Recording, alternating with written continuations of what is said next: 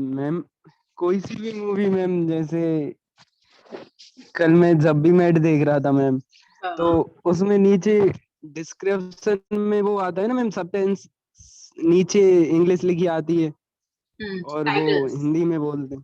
हाँ ma'am, titles तो उसमें मैम हिंदी वर्ड्स वो बहुत सारे यूज करते हैं, मतलब अलग अलग, जैसे अलग भाषा में दूसरा वर्ड, लेकिन इंग्लिश में वो एक ही वर्ड लिखा आता है नीचे। ऐसा बहुत सारे वर्ड्स के साथ होता है। लेकिन देखो क्या होता है ना, जब हम हमारी ना स्पोकन इंग्लिश जो बोली जाती है और जो लिखी जाती है उस इंग्लिश में डिफरेंस होता है। कई बार ऐसा होता है कि स्पोकन इंग्लिश में ऐसी कई चीजें होती हैं जो रिटन इंग्लिश में नहीं होती हैं।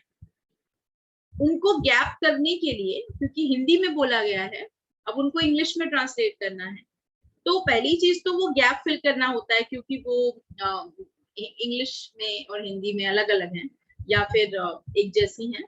दूसरा, हिंदी को इंग्लिश से बनाया ही नहीं गया है, करेक्ट ना, इंग्लिश को हिंदी से बनाया गया है ना। हिंदी संस्कृत से आई है और इंग्लिश का अपना खुद का ओरिजिन है। समझ रहे हैं इस चीज को? सो आप जब हिंदी बोलते हैं तो जरूरी नहीं है कि इंग्लिश के पास में उन सारे वर्ड्स का ट्रांसलेशन हो, करेक्ट। इंग्लिश में वो सारे वर्ड्स का ट्रांसलेशन मिल जाए ये जरूरी नहीं है, क्योंकि हिंदी ना इंग्लिश से आई है ना इंग्लिश हिंदी से आई है। लेकिन अब क्योंकि इंडिया में हिंदी स्पीकिंग है, हिंदी लैंग्वेज है, बोली जाती है, और उस हिंदी से लोग इंग्लिश बोलते हैं, तो इस वजह से आपको वो हिंदी जो है वो ट्रांसलेट तो करनी पड़ेगी अंग्रेजी टाइटल्स के लिए, ताकि लोगों को अंग्रेजी में समझ में आए मूवी के डायलॉग्स, जो लोग पूरी हिंदी नहीं समझ सकते हैं जैसे साउथ इंडियन और वो, तो वो क्या करते हैं कि ऐसा मिलता जुलता शब्द ढूंढते हैं जो कि उससे मिल रहा हो, वो बल्कि इंग्लिश में नहीं होगा, लेकिन फिर भी ढूंढते हैं तो उनको फिर वो मिलता जुलता शब्द मिलता है तो वहां पे वो लगा देते हैं, जिससे जो वो शब्दों को जानता है वो व्यक्ति मीनिंग निकाल लेता है अपने हिसाब से। समझ रहे हैं? तो ओके मैम।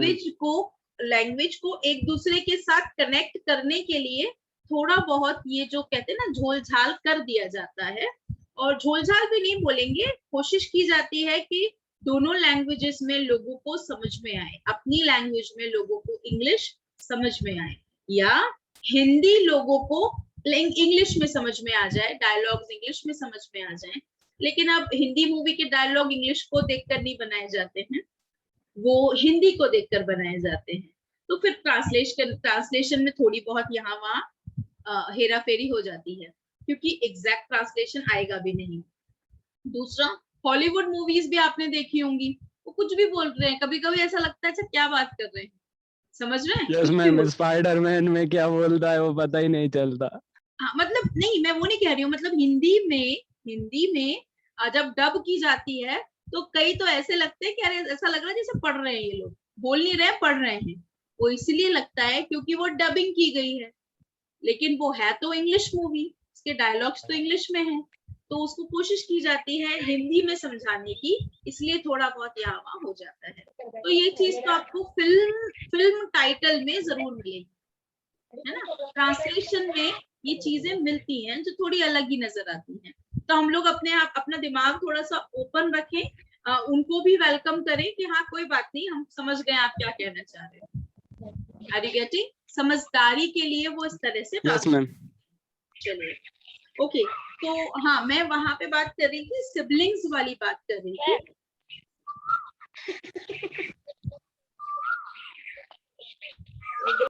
वाओ, कहीं से है ना कोयल बोल रही है, अच्छा लग रहा है। आई थिंक ऋतिक जहाँ बैठे हैं वहां पे कोयल बोल रही है, और इतनी प्यारी आवाज आ रही है। हमने खैर वो बंद कर दिया है इसलिए क्योंकि फिर ऐसा फीलिंग आने लग जाता है रे कहाँ अपन कमरे में बैठे हैं, है ना, वहीं बैठना चाहिए। अच्छा, एक और चीज है दैट कोयल को कुकू कहते हैं इंग्लिश में, आप लोग जानते होंगे, कुकू, है ना, इट इज कॉल्ड कोयल। और जो कोयल होती है वो कुकू कहलाती है, और कौवे को हम लोग कहते हैं क्रो। क्रो मीन्स होता है कौवा, है ना। चलिए अब भाई बहन के बारे में बात करें तो बोलिए वी आर 3 सिबलिंग्स। साथ में बोलिए वी आर 3 सिबलिंग्स, इसका मतलब है 3 भाई बहन है। अब मैं बता दूंगी कि भाई है कि बहन है। थोड़ा सा, माय एल्डर ब्रदर इज, मेरा बड़ा भाई। We are 2 siblings. Nancy, can you please keep your mic mute? Guys जब हम लोग Yes, कुछ ma'am. नहीं बोल रहे हो ना, कोशिश करें माइक को म्यूट रखें। डू फॉलो दिस ना प्लीज, वो थोड़ा सा डिस्टर्बिंग हो जाता है। ओके सो या हम लोग बात कर रहे थे कि माय एल्डर ब्रदर, तो मेरा तो बड़ा भाई है नहीं, मैं खुद ही बड़ी हूँ। तो यहाँ पर एल्डर ब्रदर मतलब होता है बड़ा भाई। आप लोग अपने अगर बड़ा भाई है तो उसका नाम बता के लिखे यहाँ पर। ही इज इन कौन से स्टैंडर्ड में है, कौन से कॉलेज में है, कौन से ऑफिस में है, वो बता सकते हैं। जैसे he is in 10th standard मान लीजिए मेरा बड़ा भाई, या फिर ही इज एन इंजीनियर। इन हटा दीजिए, डायरेक्ट बोलिए मेरा बड़ा भाई इंजीनियर है। मैं मंझला हूँ, मैं बीच का बच्चा हूँ, तो बोलिए आई एम मीडियन। जो बड़ा और छोटे के बीच में जो बच्चा होता है, जो पर्सन होता है, उसे मीडियन कहते हैं। MEDIAN, median. I am median, इसका मतलब है मैं मंझला बच्चा हूँ। मंझला कहा जाता है टिपिकल हिंदी में, और हम वैसे कहते हैं कि जो बीच में होता है बड़े और छोटे के, तो मंझला मीडियन कहलाता है। हम ये भी बोल सकते हैं मेरी छोटी सिस्टर या छोटा भाई, यंगर सिस्टर, यंगर ब्रदर। बड़े के लिए वर्ड यूज करते हैं एल्डर, छोटे के लिए यूज करते हैं यंगर। एंड नेक्स्ट है कितने साल की है, वो बता सकते हैं। आप अपनी बहन के बारे में भी बता सकते हैं कि वो मेरी बहन जो है ना वो एक टीचर है, या she is also engineer, she is also engineer, ऐसे भी बता सकते हैं। आप अगर जो है आप अपने बारे में बता सकते हैं। तो फैमिली, भाई बहन के बारे में आप सबकी, क्योंकि अलग अलग भाई बहन की गिनती होती है, तो फिर उस केस में आप अपने हिसाब से बता सकते हैं। माता पिता के बारे में इंफॉर्मेशन लगभग सेम होती है, because we have 1 mother and 1 father. भाई बहन में थोड़ा वेरिएशन होता है, किसी के 2 होते हैं, किसी के 3 होते हैं, कोई सिंगल भी होता है। तो बोल सकते हैं I am the only child. मैं अकेले ही हूँ, कोई है ही नहीं, मैं अकेला हूँ, तो बोले I am the only child. तो फिर इतना सब बताने की जरूरत नहीं पड़ती है। भाई बहन है ही नहीं तो बताने की जरूरत नहीं पड़ती। कजिन्स के बारे में बताने की जरूरत नहीं होती, क्योंकि हमारे बहुत सारे कजिन्स होते हैं। सो ध्यान रखना है, ठीक है। अब ये तो हो गया फैमिली के बारे में। Now we can ask questions. जो मैंने कहा था, कॉन्वर्जेशन को करने के लिए सबसे अच्छा तरीका होता है क्वेश्चंस पर जाइए। सबसे शुरुआती जो स्पीकर्स होते हैं वो ऐसे ही प्रैक्टिस करते हैं, क्वेश्चन पूछकर कॉन्वर्जेशन करते हैं, बातचीत करना शुरू करते हैं। सो फैमिली क्वेश्चनायर है, क्वेश्चंस फैमिली से रिलेटेड है। मैं क्वेश्चंस पढ़ती हूँ, उनके आंसर भी बताती जाती हूँ। आप लोगों को अपने आंसर्स तैयार करने हैं नोटबुक के अंदर। Which kind of family do you belong to? आप किस तरह की फैमिली से बिलोंग करते हैं, किस तरह की फैमिली से हैं? अभी ऊपर हमने सीखा था न्यूक्लियर फैमिली और जॉइंट फैमिली, तो दोनों में से कोई एक फैमिली से आप बिलोंग करते हैं तो बोलिए I belong to a nuclear family. मैं एक छोटे परिवार से बिलोंग करती हूँ, जहाँ मेरे पिताजी हैं, मेरी बहन भाई हैं, लाइक दैट, पिताजी माताजी, ठीक है। सो बिलोंग टू का मतलब होता है संबंधित होना। मैं एक छोटे परिवार से संबंधित हूँ। हाउ मेनी, छोटा परिवार का मतलब अमीर और गरीब की बात यहाँ पे नहीं हो रही है, यहाँ पे बात हो रही है number of people in the family. How many members are there in your family? कितने परिवार के लोग हैं आपके घर में? There are 5 members in my family. मेरे घर में 5 लोग हैं, या 4 लोग हैं, या 3 लोग हैं, ठीक है। Next is, hello ma'am. हाँ जी मैम मैं ऐसे कह रहा हूँ कि देयर का फंडा नहीं समझ में आता, कहाँ कहाँ कैसे यूज होता है।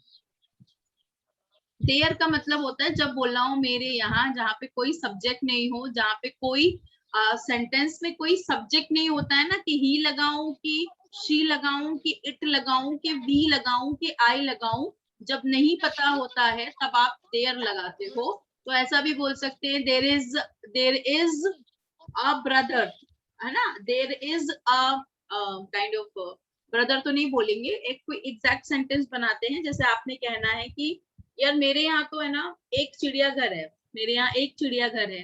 अब पता ही नहीं है, या माई हैज अ चिड़ियाघर, अ जू, ऐसे पता नहीं चल रहा है क्या लगाना है, तो बोलिए देयर इज अ या जू, या there is a zoo in my city. There is a zoo आपको इन बोलना माय है सिटी। यार हमारे यहाँ है ना बहुत सारे मॉल्स हैं, जू तो एक ही है, मॉल्स बहुत सारे हैं, तो बोलिए देयर आर मेनी मॉल्स, है ना। मेरे देयर मेरे are many 7 family malls. Members हैं, मेरे 7 फैमिली मेंबर्स हैं, नहीं पता क्या लगाऊं, तो बोलिए there are 7 members in my family. तो जहां सब्जेक्ट नहीं मिले वहां देयर इज और देयर आर लगाते हैं। वो एक्चुअली सब्जेक्ट नहीं होता है, देयर इज देयर आर वही काम करता है। जहां सब्जेक्ट समझ में नहीं आए कि कौन है जिसके बारे में बात हो रही है, वहां नहीं समझ में आए कि मैं क्या लगाऊं, क्या नाम लगाऊं, नाम भी नहीं पता, क्या लगाऊं, आई लगाऊं, वी लगाऊं, कोई सेट ही नहीं हो रहा, तो फिर देयर इज लगाइए सिंगुलर वाले सब सेंटेंस में, प्लूरल वाले में देयर आर। Okay ma'am. और आप ये चेक करेंगे ना तो लगेगा हाँ ठीक है ना, हाँ अभी 4 कुर्सियां हैं कमरे में, अब पता ही नहीं क्या लगाऊं, it is 4 chair, they are 4 chair, समझ ही नहीं आ रहा है क्या लगाऊं, तो बोले there are 4 chairs in the room, सबसे सरल है। Thank okay, okay ma'am, thank you. अब कभी कहना हो कि यार मेरे हाथ में 5 उंगलियां हैं, क्या बात कर रहा है, मेरे पास तो 4 देयर है, आर 5 फिंगर्स। क्या बात कर रहा है, 5 तो ना, 4 उंगलियां 1 अंगूठा है ना, तो बोलेंगे there are 4 fingers in my fingers hand. Yes, in my one hand. thumb in my. There is a thumb in my one thumb. hand. ऐसे समझ में नहीं आया ना कि सब्जेक्ट क्या है, तब देयर लगाइए। अब देयर के साथ इज लगाना है कि आर लगाना है, वो तो आपको ही पता है, क्योंकि आप स्पीकर या हैं, आपके सामने चीज है, सिंगुलर है तो इज, प्लूरल है तो आर।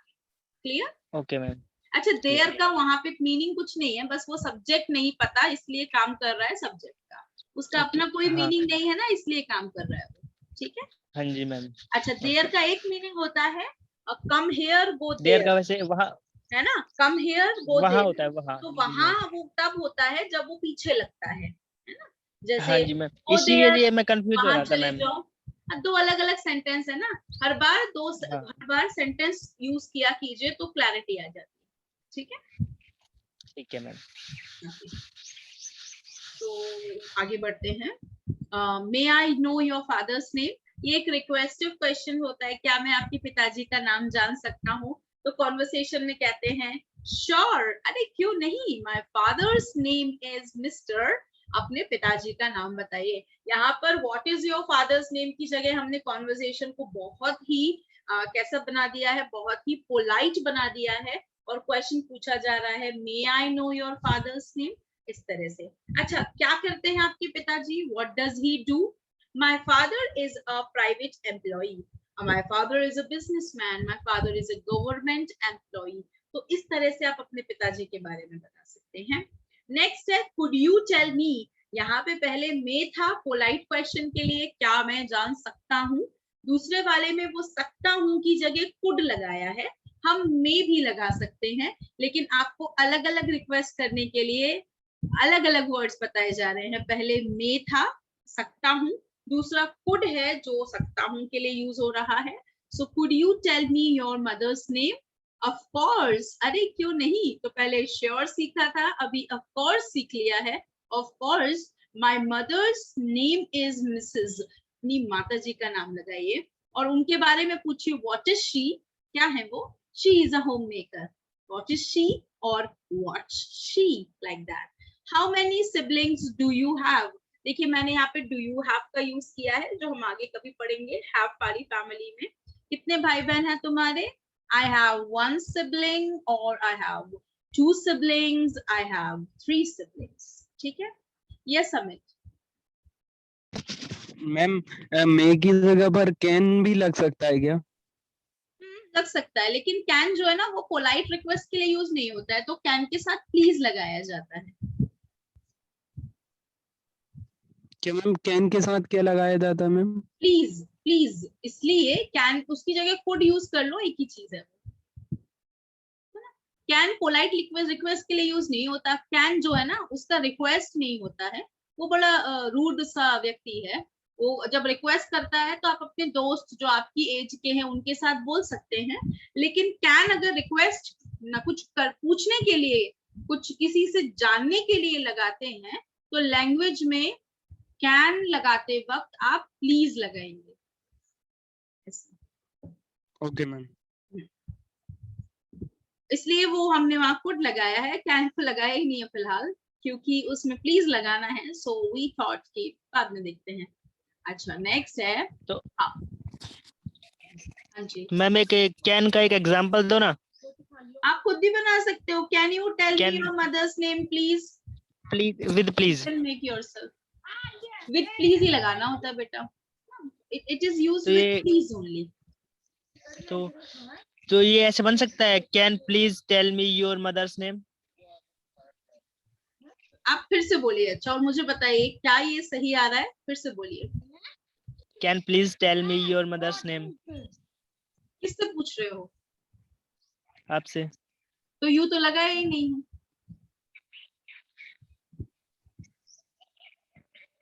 मैम इसमें यूज है ना, देखो। मैम ऐसा कैन आई कॉल एक यू सेकेंड सर।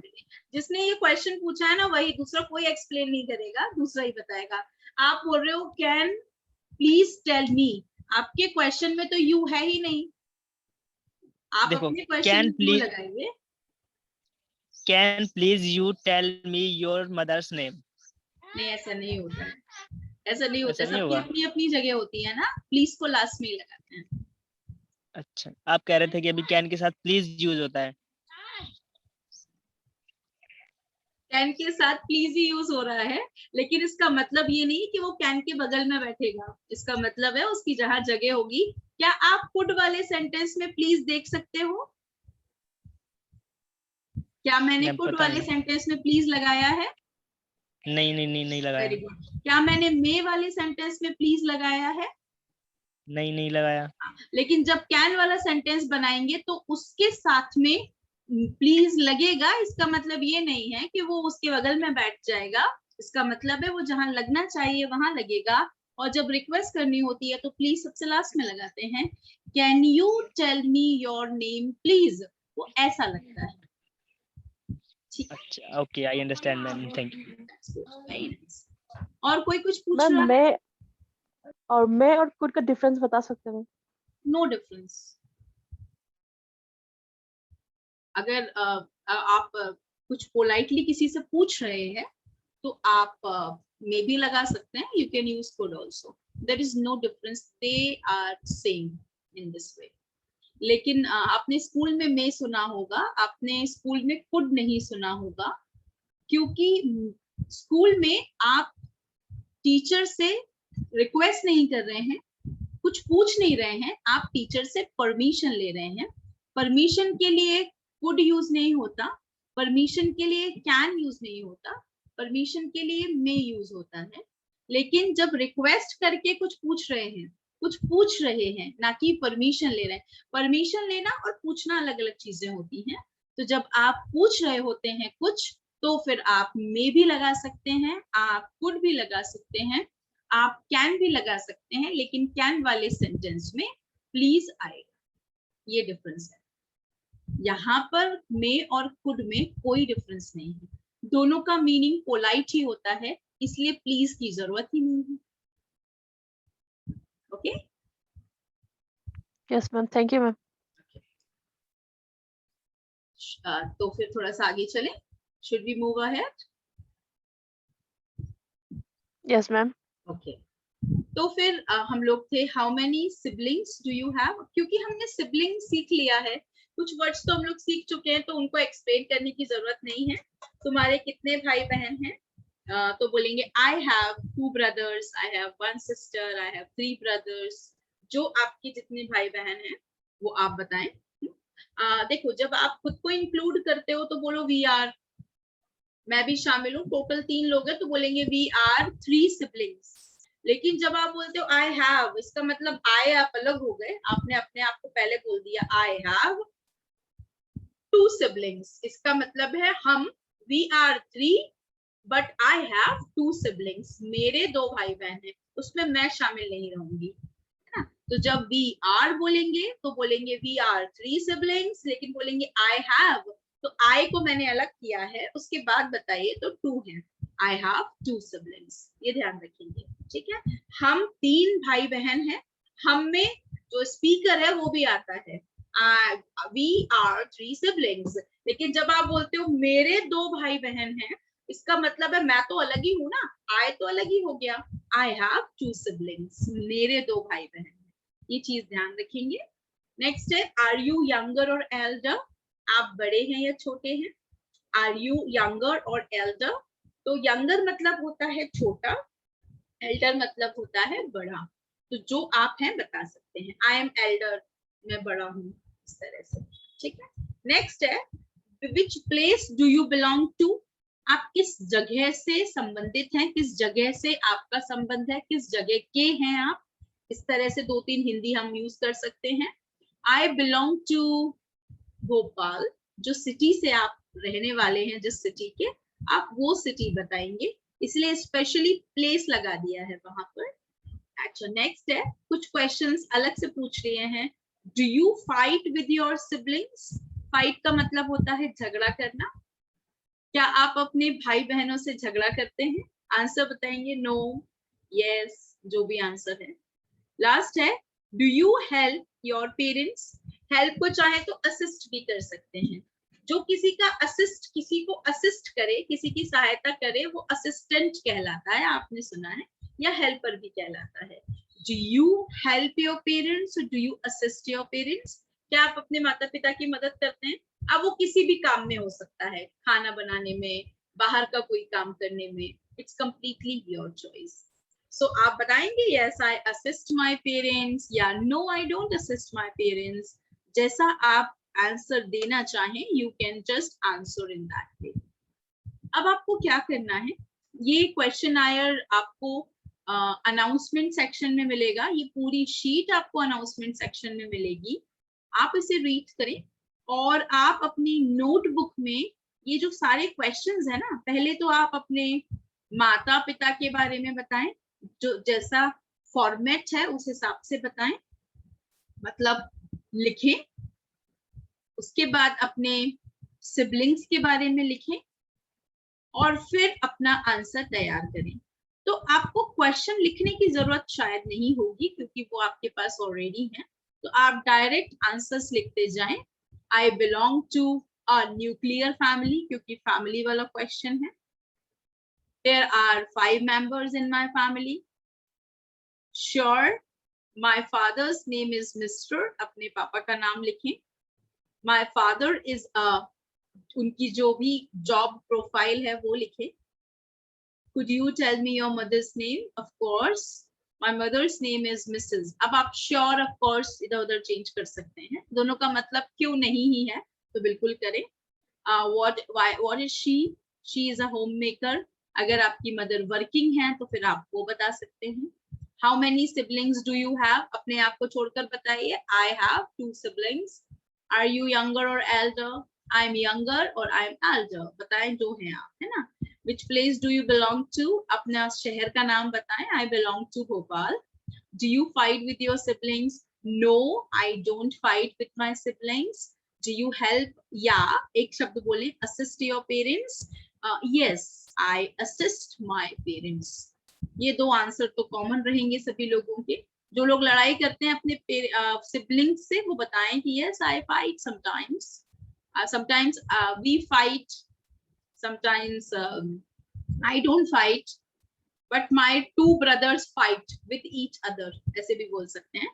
या किसी को लगे कि कोई क्वेश्चन मुझसे पूछना चाहते हैं, इसका हिंदी से इंग्लिश कैसे बनाएंगे, तो वो आप कल पूछ सकते हैं। तो अपना फैमिली क्वेश्चन आयर अच्छे से तैयार करें और कल हम लोग इस पर कॉन्वर्सेशन करने वाले हैं, ठीक है। Is that clear? Okay ma'am. Yes ma'am. तो ये आपका होमवर्क है, इसको ध्यान से पढ़िए। Yes ma'am. Prepare your answers and prepare about your family, and फिर कल हम लोग फैमिली के ऊपर डिस्कशन करने वाले हैं। Is that okay? Okay ma'am. अच्छा, thank you ma'am. It is holiday. Okay ma'am. कल ईद है ना? Yes ma'am. We have kept a holiday, तो आप लोग की कल क्लास नहीं है। The class will be on Monday, Friday exactly. Friday Friday नहीं है, आई थिंक सैटरडे है ना? Saturday. Saturday. मैम हाँ Saturday. जी वो Saturday. Yes. हेलो हाँ जी मैम वो पूछना था कि वो बच्चे का समर कैंप से कब से स्टार्ट होगा? वो तो कल से स्टार्ट हो गया है तो मैम अभी बच्चे ज्वाइन कर सकते हैं ना कल से? कर सकते हैं मतलब क्योंकि आज कल ही से? हाँ, कल ही स्टार्ट हुआ है ना तो आज ज्वाइन आप एडमिशन दिलवा दीजिए तो अच्छा पुरानी वाली क्लास रिकॉर्डिंग मैम। भी डली हुई है तो वो देख के कर सकता है ना जी मैम वो मैम 5 ईयर अबव ले सकते हैं ना बच्चे जितने भी हैं? 5 ईयर अब ठीक है क्योंकि थैंक यू उसमें मैम। ऐसी एक्टिविटीज जो 5 इयर्स से जो कम वाले बच्चे हैं ना दे कांट डू ऑनलाइन तो बिल्कुल नहीं कर सकते है ना सो 5 इयर्स अबाउट जी मैम एनीथिंग एल्स गाइस तो हम लोग अब Thank you. सैटरडे को मिलेंगे ठीक है Thank you, ma'am. Okay bye take Have a care good day. Same to you okay ma'am. Thank you Thank you. एक दिन का टाइम है तो इसे प्रिपेयर अच्छे से कीजिएगा okay bye take care Yes, ma'am. Okay, Bye. ma'am. Bye.